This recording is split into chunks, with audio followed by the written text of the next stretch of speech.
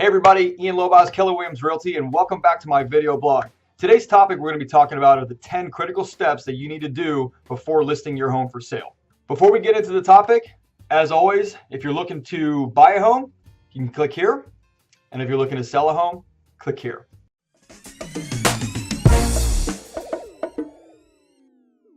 All right, so now back to our topic, the 10 critical steps you gotta take before you actually list your house for sale. You know, selling a house is much more work than buying a house. You know, just ask anybody that's done it before. And if you've never sold a home before, you may be surprised at how complex it can be to sell a home.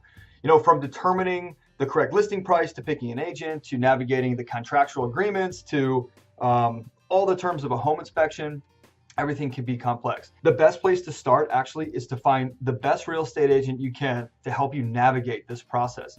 Ask their advice through each step of the process and leverage their experience and what they've done before to actually guide people through. And if you need to, get testimonials from their past clients so that you can feel confident knowing that this person can actually get you through this process and net you the most amount of money.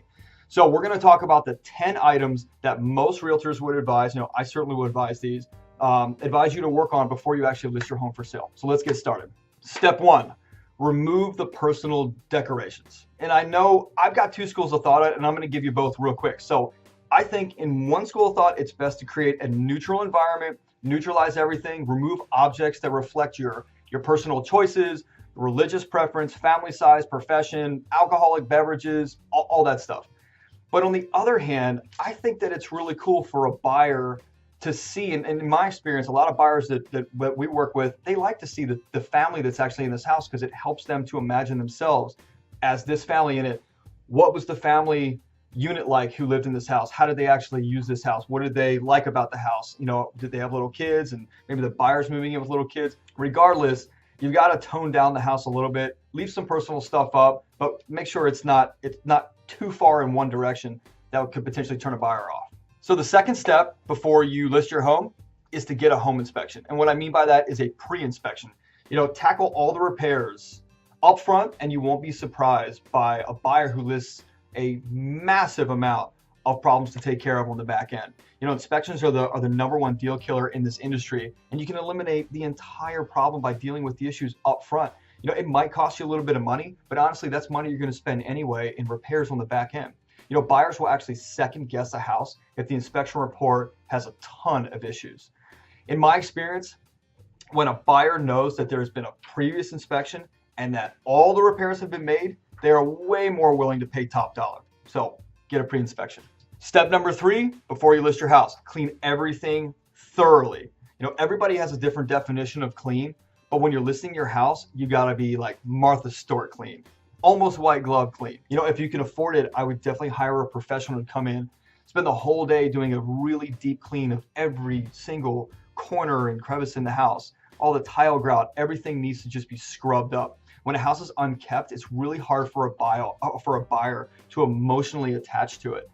Cleaning is absolutely well worth the money. A clean house gives the impression that the property has been well maintained and is easy to move into for a buyer. It gives buyers peace of mind, and that's one of the best things you can do.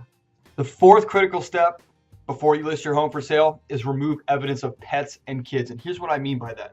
To sell your house quickly and for the most amount of money, you're going to want to appeal to every single type of buyer out there. And not everybody is a fan of kids and or pets.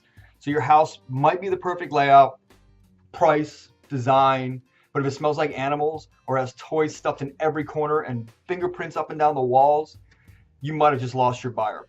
You know, we still want you to be able to live your life, but really minimize the appearance of kids and pets living in the house, unless you are just in an area where every single buyer is going to be people looking for just that.